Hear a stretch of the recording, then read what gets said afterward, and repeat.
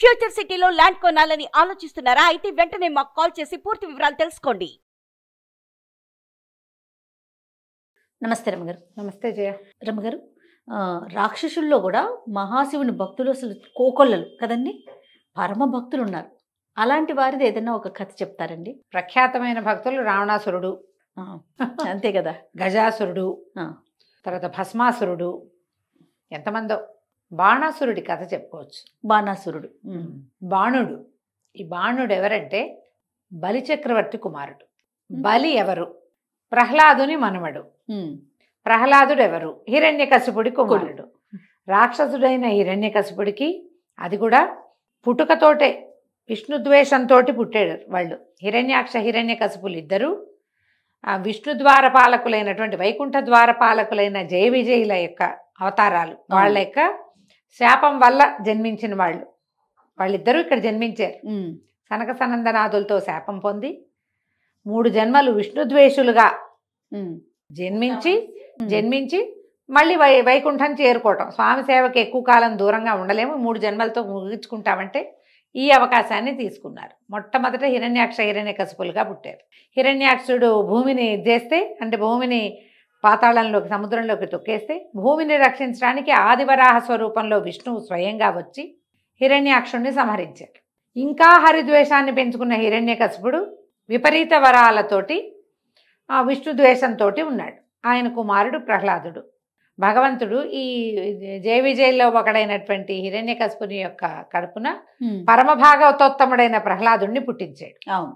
అతని కోరిక మేరకి ఈ హిరణ్యకశిపుడు ఎలాంటి వరాలు, అమోఘ వరాలు అడిగాడు కదా. ఇంట్లో కాదు, బయట కాదు, మనిషి కాదు, జంతువు కాదు అని అతను అడిగిన విపరీత వరాలకి సరైన స్వరూపంలో నరసింహావతారంలో సగం మానవ శరీరం, సగం సింహపు శరీరంతో సంహరించాడు. అతని కుమారుడు ప్రహ్లాదుడు. ప్రహ్లాదుని కుమారుడు విరోచనుడు. అతని కుమారుడు బలి. బలి వైష్ణవ ద్వేషి కాదు, విష్ణుద్వేషి కాదు. కానీ దేవతల పట్ల ద్వేషం అసురులకి సహజంగా ఉండేది. రాక్షసులకి జాతి వైరం ఉంది వాళ్ళకి. దాయాది వైరంతో వైరం అనడానికి కూడా వీల్లేదు. ఆయన ఆయన దానాలు చేసుకున్నాడు, ధర్మాలు చేసుకున్నాడు, యజ్ఞాలు చేశాడు. యజ్ఞాలు పెరిగిన కొందికి ఆయనకి దేవేంద్ర పదవి వస్తుంది. యుద్ధాలు చేశాడు కొంత. బలి ప్రత్యేకమైన తత్వం కలిగిన వాడు. సరే, బలిని అణచడానికి, అతన్ని ఆపడానికి, అతను చేసే యజ్ఞాలకి అడ్డం పడ్డానికి భగవంతుడు మళ్ళీ వామనావతారం ఎత్తి బలిని కూడా ఏం చేశాడు? సంహరించల, నేలకి తొక్కాడు. ఒక్క అడుగుతో కిందకి పంపించాడు. అప్పుడు బలికి మాట ఇచ్చాడు, నీ కుటుంబంలో ఎవరిని సంహరించనని. బలికి ప్రహ్లాదుడికి కూడా తన మనవణ్ణి రక్షించమని ప్రహ్లాదుడు వేడుకున్నాడు స్వామిని. అప్పుడు భగవంతుడిని ప్రహ్లాదుడు వేడుకున్నాడు. ప్రహ్లాదుడు అంటే పరమప్రీతి ఆయనకి. అందుకని బలిని సంహరించల. వాళ్ళకి ఇచ్చిన మాటతో ఆ కుటుంబంలో ఎవరిని సంహరించే పని ఆయన చేయలే. ఇప్పుడు తర్వాత ఎప్పుడు జరగల.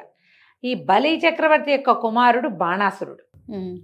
ఇతనికి వైష్ణవ ద్వేషం ఉంది. తన తండ్రిని పాతాళానికి తొక్కేశాడన్న కోపంతో వైష్ణవ ద్వేషిగా ఉండి పెద్ద ప్రయత్నం ఏం చేయలే. కానీ శివభక్తుడుగా ఉన్నాడు. అతను ఎంత తపస్సు చేశాడో ఆయన. శివారాధనతోటి 1000 చేతులు సంపాదించుకున్నాడు బలి. అది బాణుడు.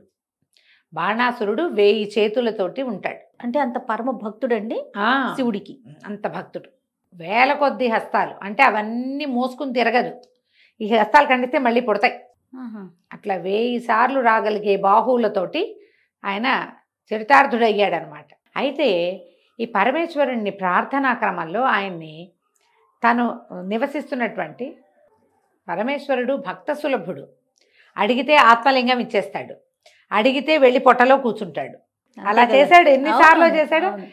ఈ బాణుడు ఏమడిగాడంటే, నా శోణపురానికి నువ్వు కాపలా ఉండమని అడిగాడు. తన నగరానికి కావలి కాయమని పరమేశ్వరుని ఒప్పించుకున్నాడు. ఆయన తన గణాలతో వచ్చి శోణపురానికి కాపలా కాశాడు. శివుడు అక్కడ ఉండేవాడు ఆయన. ఆ శోణపురం, ఆ నగరం పేరు శోణితపురం అంటారు. శోణపురం అంటే ఏమిటో దాని ప్రత్యేకత? అంటే తనని ఎవరు ఏం చేయకూడదు. ఇంకా ఈయన కాపలా ఉంటే ఎవరు రాలేరు. పరమేశ్వరుడి కాపలా ఉంటే తన జోలికి ఎవరు వస్తారు? అట్లా పెట్టుకున్నాడు. పెట్టుకుని రోజు స్వామిని ప్రతిరోజు దర్శనం చేసుకునేవాడు. ఆ బాహువుల తీట ఏమన్నాడు, ప్రభు ఇన్ని చేతులు సంపాదించాను నీ భక్తితోటి, నీ కృపతోటి నీ చేతులు సంపాదించాను. ఈ చేతుల తీట తీరేలాగా యుద్ధం చేసేందుకు ఎవరైనా కావాలి నాకని అడిగాడు. పరమేశ్వరుడి కోపం వచ్చింది. కోపం వచ్చి నీ ధ్వజం రాలి నేల పడిన రోజున నీ చేతుల తీట తీర్చేవాడు కనపడతాడు నీకు. వరగర్వంతో కదా మీకు ఈ మాటలు? ఈ బాహువులతోటి భగవంతుడిని నర్చించేందుకు వాడాలి వాటిని. ఆయన తాండవం చేస్తుంటే 1000 చేతులతోటి మృదంగం వాయించేవాట. నీకు చరితార్థముడు అయిపోయావు, చాలలేదు నీకు.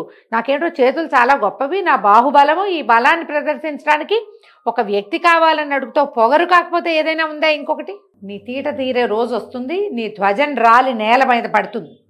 అప్పుడు నీ చేతుల సంగతి చూసేవాడు వస్తాడు. ధ్వజం అంటే రమ్మగారు? ధ్వజం అంటే ఇది పతాకం, జెండా.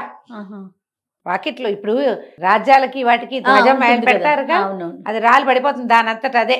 అది ఎప్పుడు పడిందో అప్పుడు ఉంది నీ సంగతి. హాయిగా ఉండేవాడు. ఈయనకి ఉషా కుమారిని అద్భుత సౌందర్య రాసేన ఒక కుమార్తె ఉంది. ఈ ఉష చక్కటి అందగతే వచ్చి శివపార్వతుల్ని సేవించేది. అయితే ఒకనాటి రాత్రి ఆమెకి కల్లో ఎవరో కనిపించారు. ఎంత అందగాడో! ఆయన తను కలిసి విహరించినట్టు కలొచ్చింది. ఈ ఉష ఏం చేసింది, తన చెలికెత్తైన చిత్రలేఖకి చెప్పింది. ఎంత సౌందర్య రాశిగా ఉన్నాడంటే ఆయన, ఎంతో బాగున్నాడు, నేను అతనితోటి కలిసి ఉన్నాను, అతను కావాలి నాకు. ఎట్లా అంటే ఈ చిత్రలేఖ ఏం చేసింది, మొత్తం భూమండలంలో ఉన్న అందగాళ్ళందరి చిత్రపటాలు గీసి, కృష్ణుడి పటం చూడగానే ఇలాగే ఉన్నాడు కానీ ఈయన కాదండి. రాయిగా రాయిగా కృష్ణుడి మనవడైన అనిరుద్ధుని పటాన్ని చూసి ఇతనే నా కల్లో కనిపించిందని చెప్పింది. చిత్రలేఖ అంది, ఇతనే అయితే మనకు బాధే ఉంది, వెళ్ళి చల్లగా తీసుకొచ్చేస్తా. రాక్షసమాయతోటి చిత్రలేఖ వెళ్ళి అనిరుద్ధుడిని తీసుకొచ్చి ఉషాదేవి మందిరంలో ప్రవేశపెట్టేసింది. రాత్రికి రాత్రి అనిరుద్ధుడు మాయమైపోయాడు. అనిరుద్ధుడు ఎవరు? అనిరుద్ధుడు ప్రద్యుమ్నుని కుమారుడు. ప్రద్యుమ్నుడు రుక్మిణీదేవి యొక్క కుమారుడు, శ్రీకృష్ణ పరమాత్మ యొక్క కుమారుడు. ప్రద్యుమ్నుని కొడుకు అనిరుద్ధుడు, కృష్ణుడికి మనవడు. కుర్రాడు కనపడలేదు, అక్కడ ఉన్నాడు ఇక్కడ ఉన్నాడు అంటే రాత్రి లోపల పడుకున్నాడు, తెల్లవారేసరికి కనిపించలేదు. రాత్రికి రాత్రి మాయమయ్యాడంటే రాక్షసమాయ అయి ఉండొచ్చు అని వాళ్ళు అనుమానపడ్డారు. కుర్రాడి కోసం వెతుక్కుంటున్నారు, ఎక్కడికి వెళ్ళి ఉండొచ్చు, ఎలా వెళ్ళాడు, రథం మీద వెళ్ళాడంటే బయటకు వచ్చిన దాఖలాలు లేవు. లోపల ఉన్నవాడు, అంతఃపురంలో ఉన్నవాడు అంతఃపురంలో నుంచి మాయమైపోయాడు. ఈ ఉషాకన్య దగ్గరికి చేరిన అనిరుద్ధుడు ఆమెను వలిచాడు. ఆమెతో హాయిగా సంతోషంగా హ్యాపీగా ఉన్నాడు. రోజులు గడిచినాయి. మరి ఒక ఆడపిల్ల మగ పిల్లవాడు ఉంటే క్రమంగా దౌహృద లక్షణాలు వచ్చేస్తాయి అమ్మాయిలకి, సహజం కదా. ఈ లోపల ఎక్కడ ఉన్నాడు అనిరుద్ధుడు అనేది వీళ్ళంతా ప్రయత్నం చేసుకుని చివరికి ఇక్కడ ఉన్నాడని తెలుసుకున్నారు నారదుడి ద్వారా. తమ పిల్లవాడి కోసం వచ్చారు. ఈ లోపల ఏమైంది, బాణాసురుడికి తెలిసిపోయింది తన నగరంలో అంతఃపురంలో ఉషతో పాటు ఒక కుర్రాడు ఉన్నాడు. అతనెవడు? కృష్ణుని మనవడైన అనిరుద్ధుడు. అనిరుద్ధుడిని బందిఖానాలో పెట్టారు. వాళ్ళు వచ్చారు యుద్ధానికి. మా కుర్రాడిని మాకు అప్పచెప్పు. కట్ట వల్ల కాదన్నాడు వీడు. అనగానే యుద్ధం స్టార్ట్. ఇప్పుడు ఇక్కడ కాపలా ఉన్నది ఎవరు? శివగణం ఆయన ఉన్నారా? మరి ఇక్కడికి ఎవరైనా యుద్ధానికి వస్తే ఎవరు యుద్ధం చేస్తారు? ఆయనే కదా. కదా. ఇక శివుడు ఆయన నందినెక్కి మహావృషభాన్నెక్కి ఆయన గణాలని ఎంతమంది ఉన్నారు? నంది, భృంగి, శృంగి, రిటి, వీళ్ళు కాకుండా కార్తికేయుడు ఆయన ఉన్నాడు మయూరధ్వజంతో, మయూరం మీద ఎక్కి. అక్కడ ఉన్న గుంపంతా యుద్ధం చేస్తారా? అందరూ యాదవులు, కృష్ణుడు పరమాత్మతో వచ్చినటువంటి వాళ్ళు, ఆయన కుమారులు ప్రద్యుమ్నుడు, సాంబుడు, సాత్యకి తమ్ముడు, సమస్తమైన వాళ్ళు యుద్ధం చేశారు. వాళ్ళు వేరే లెవెల్లో యుద్ధం చేసుకున్నారు బ్రహ్మాండంగా. ఈ యుద్ధంలో ఎప్పుడైతే ఈ ప్రద్యుమ్నుడు, ఈ అనిరుద్ధుడు వీళ్ళ దగ్గరికి చేరాడో, అనిరుద్ధుడిని బందిఖానాలో పెట్టిన రోజునే ధ్వజం విరిగి పడింది. ఇక కావలసిన వాడు రానే వస్తున్నాడని తెలుసుకున్నాడు. అది ఇప్పుడు వీళ్ళల్లో తనతో యుద్ధం చేసి తన చేతుల తీట తీర్చేది ఎవరా అనుకున్నాడు. ఈయనయ్యాడు. అయితే కృష్ణుడు పరమేశ్వరుడు ఇద్దరు యుద్ధానికి పూనుకున్నారు. మరి అక్కడ జరుగుతోంది అది. ఆయన కాపలా ఉన్నాడు, ఇక తప్పదు. యుద్ధం చేయక ఆయన పరమేశ్వరుడికి తప్పదు. ఆయన బాణాలు ఆయన వేశాడు, ఈయన బాణాలు ఈయన వేశాడు. పరమేశ్వరుడు పాశుపతాస్త్రం వేసి కృష్ణుడు నారాయణాస్త్రం వేశాడు.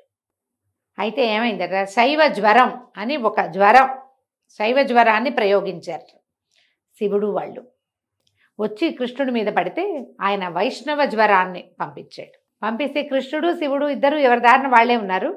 ఆ జ్వరము ఈ జ్వరము కొట్టుకుని శైవ జ్వరాన్ని వైష్ణవ జ్వరం అణిచేసింది. ఆ యుద్ధంలో అలా జరిగింది. జరిగేసరికల్లా ఏమైంది, ఇప్పుడు పరమేశ్వరుడు దిగుతాడు, ఇప్పుడు డైరెక్ట్ యుద్ధం మళ్ళీ వస్తుంది. అప్పుడు జృంభనాస్త్రం అని ఒక అస్త్రం ఆవలింతలు తెప్పిస్తుంది, నిద్ర ఒక రకమైన పరవశం కలుగుతుంది, కునుకొస్తుంది అనమాట. ఆ అస్త్రాన్ని ప్రయోగించాడు కృష్ణుడు.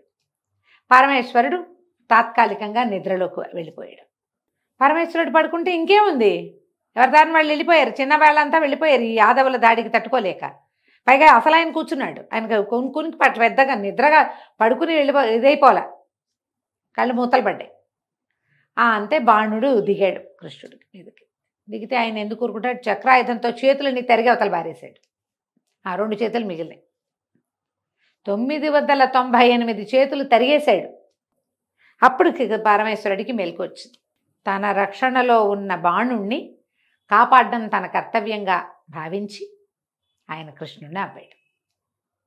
కృష్ణ పరమాత్మని ఆపి, నీ భక్తుడైన ప్రహ్లాదుని మనవడు, బలిచక్రవర్తి యొక్క కుమారుడు, వీడు అవజ్ఞగా ప్రవర్తించిన మాట నిజమే.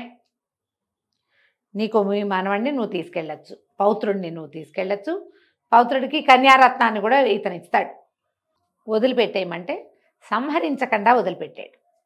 పైగా బలికి ప్రహ్లాదుడికి మాట ఇచ్చాడు, మీ వంశంలో వాళ్ళు ఎవరిని నేను చంపను, ఇతన్ని చంపే ఉద్దేశం లేదు నాకు, ఈ చేతులున్నాయన్న గర్వంతో కదా ఇంత ప్రయత్నం.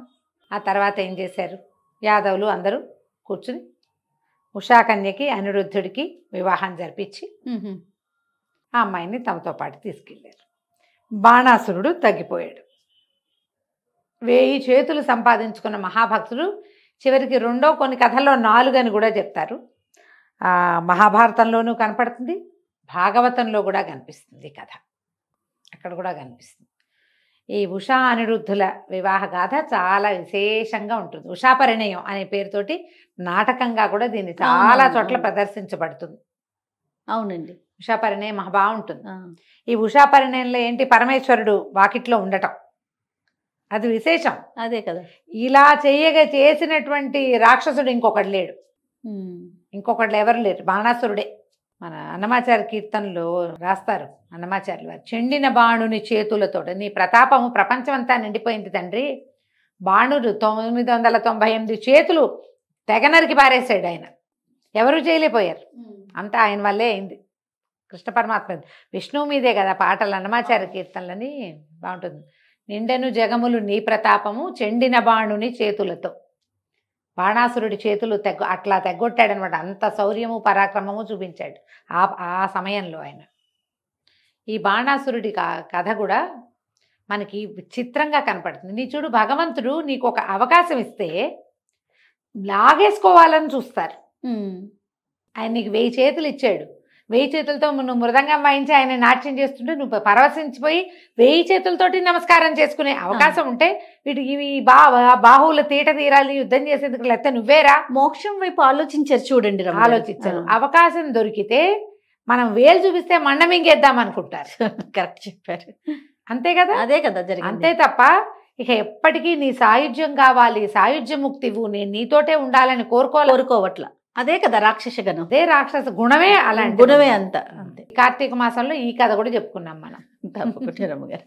నమస్తే. నమస్తే జయ.